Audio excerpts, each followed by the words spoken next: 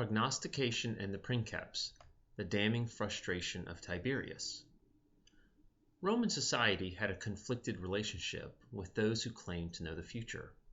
On the one hand, there were colleges of priests, haruspices, responsible for determining divine will and the appropriateness of actions both private and public. Conversely, other fortune-tellers whose approaches had non-Roman origins were expelled in the late 2nd century before the Common Era and remained under suspicion through the early Princeps. As a result, modern scholars may assume from today's perspective that astrology was discounted, kept at the fringes, or even severely repressed, in contrast to haruspicia. That is a hasty conclusion, and neither accounts for the differences between private and public astrology, nor the influence of those who patronized the various practitioners of fortune-telling. Both Roman historians, Tacitus and Suetonius, relate how Tiberius was influenced by predictions in his own life and in the lives of others. Each historian also chronicles Tiberius's disingenuous public policies regarding not only those who practiced astrology, but also those who sought such guidance. Through close reading, one may clearly see each historian's opinion of how Tiberius's divergent actions with regards to fortune-telling could mask a public figure insecure with his Hellenic inclinations within a now firmly Roman world. A good introduction to seeing the dichotomy between Tiberius's private and public natures starts with an examination of his engagement with Greek culture. Philhellenism was not new for the Roman elite. Both Augustus and Nero openly shared their love of Greek culture. In an expansion of the imperial complex atop the Palatine, Suetonius relates that Augustus added a porch with a library of both Greek and Latin. At public events, Augustus was no less supportive. Again, Suetonius recounts that whenever the Princeps attended Greek-style competitions, he rewarded the winners from his personal accounts. On a more personal level, Augustus was not considered fluent, but had enough facility with Greek to enjoy Attic Old Comedy and engage in wordplay with a native speaker. So Augustus's appreciation for Greek culture not only was literary, but extended into the physical realm.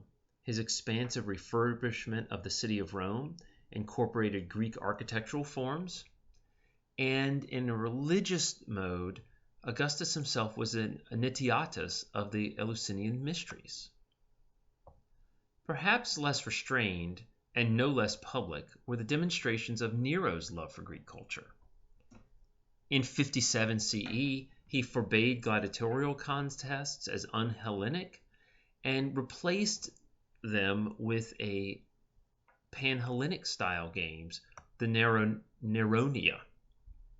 Not only did Nero found these games, but he was also a participant in the oratorical and recitation competitions.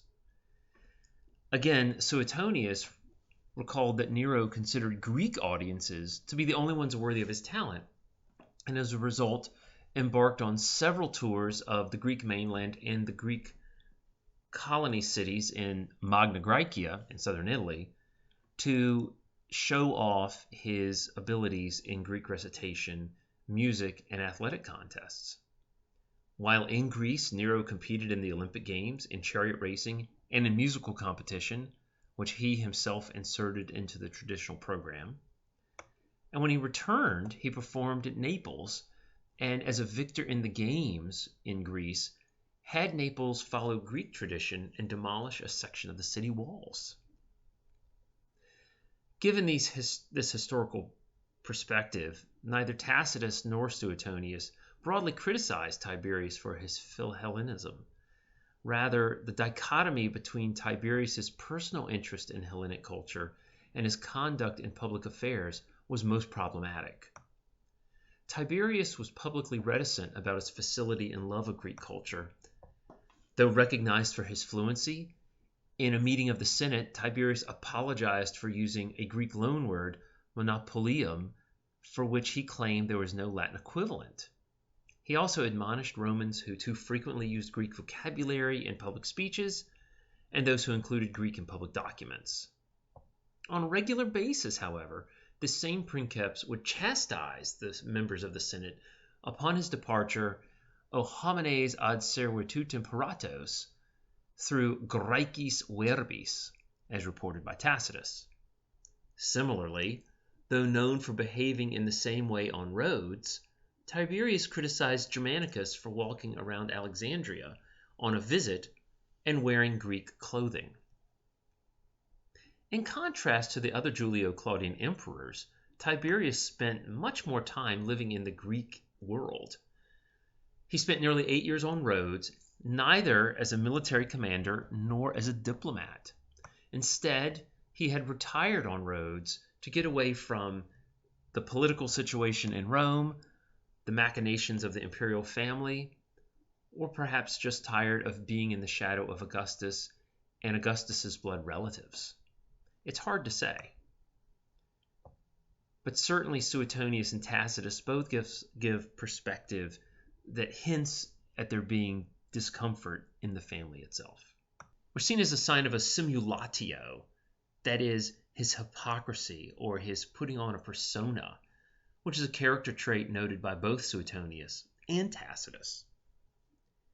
Now, Tiberius's engagement with Hellenic culture continued while he was the Princeps, but primarily in the private realm. He composed verses emulating the styles of 3 Greek poets, and he quoted the Attic tragedians at his own dinner table.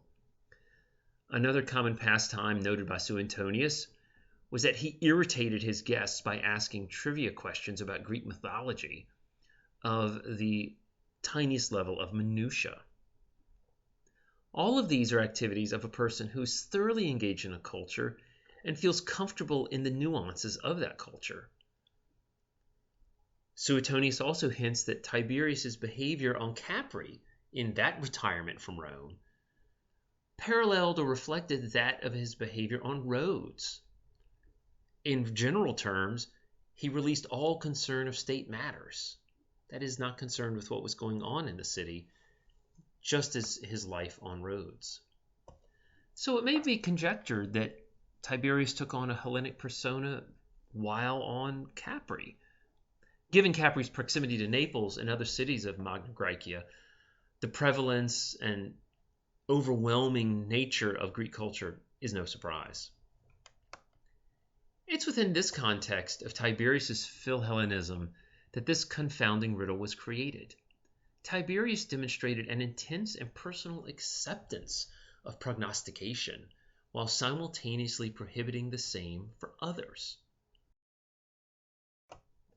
A brief overview of the 3 types of prognostication common in Roman society at this time are at hand. First, auspicia, primarily concerned with natural observations, the flights of birds, the eating habits of livestock, and unusual weather. Horospicia, particularly the inspection of internal organs, but also the observation of thunderbolts, as well as odd births. And third, astrologia, and in particular, genethology, which is the charting of someone's future based on the positions of heavenly bodies at the time of birth.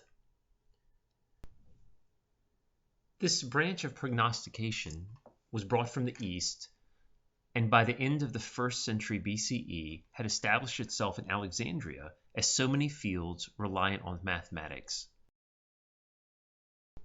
At first glance, the attraction that astrology, a foreign art, held for the soon-to-be emperor is unclear. The roots of Tiberius's Romanitas ran deep in central Italy.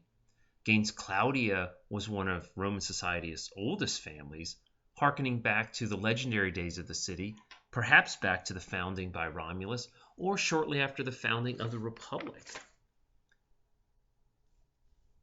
So for Tiberius to engage in traditional portents, the behavior of birds, spontaneous ignition, and consulting oracles, would be no surprise.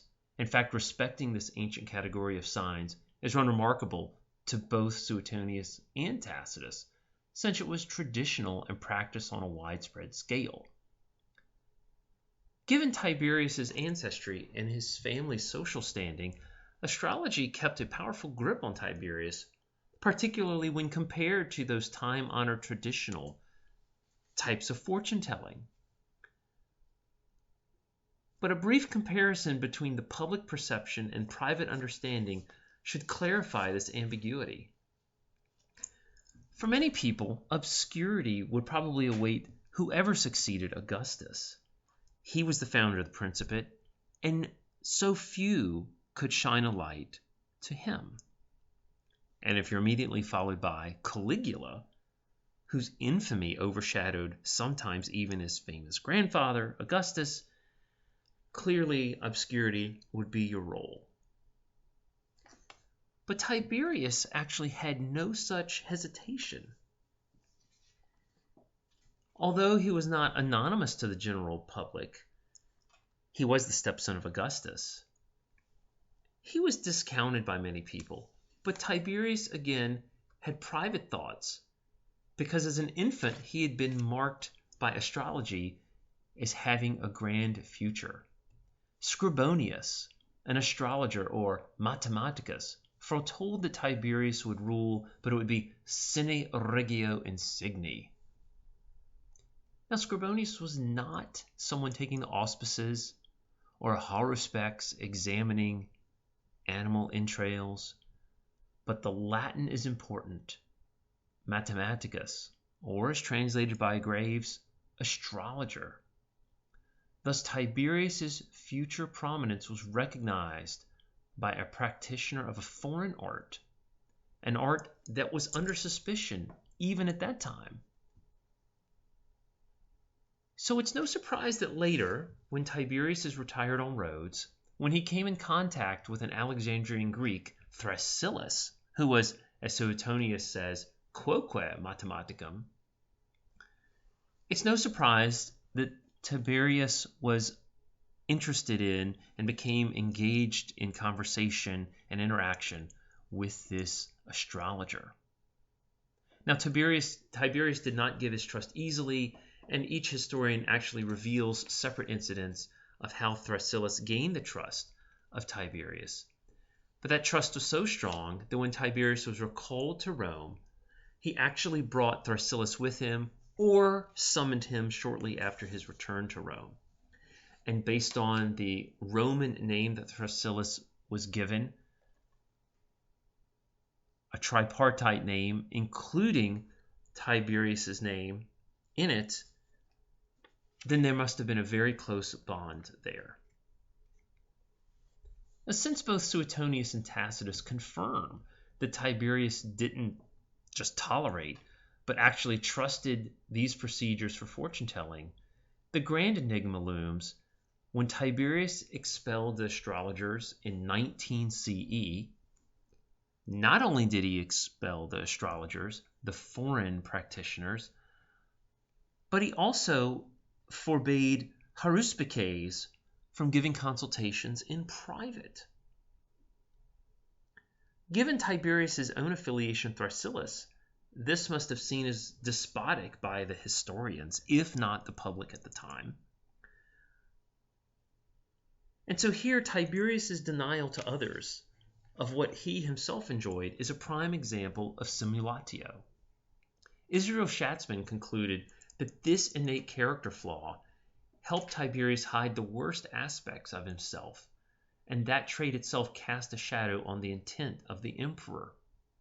The Princeps had private access to astrological prediction, but prevented the same opportunity to the public.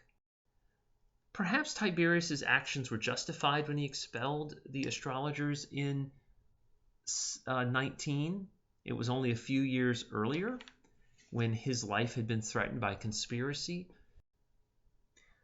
But these actions contradict how Tiberius himself behaved and what he allowed for himself. As first citizen, Tiberius was expected to portray and bolster traditional Romanitas, but as a private individual, he'd spent years immersed in Greek culture.